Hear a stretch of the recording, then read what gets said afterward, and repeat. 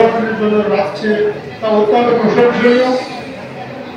আমরা আমার গান্ধী উপজেলার পক্ষ থেকে তাদেরকে ধন্যবাদ জানাই।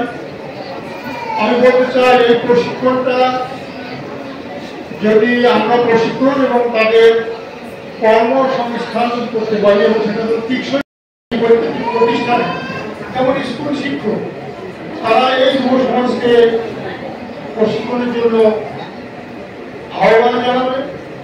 আমাদের সমাজে যারা উচ্চবিত্ত মানুষ আছে তারাও এই প্রশিক্ষণের দিকে আহ্বান জানাবে। আমরা যারা সমাজ সংস্কারক, আমরা যারা সমাজের উন্নয়ন চাই, আমাদের উচিত হবে এই সমাজ ব্যবস্থায় যেসব মানুষরা বেকার হঠাৎ একজনের সাথে দেখা এক ভদ্রলোক আমার অনেক আগে পরিচিত, উনি এক প্রিন্টার চাকরি করেন কিন্তু লেখাপড়া জানেন। সে ওই লোকটা আমার হাতে হ্যান্ডি করে বলছে, ভাই আমি এখন খুব ভালো আছি। কিভাবে ভালো আছেন? বলছে, ভাই অনেক টাকা দিতে হবে।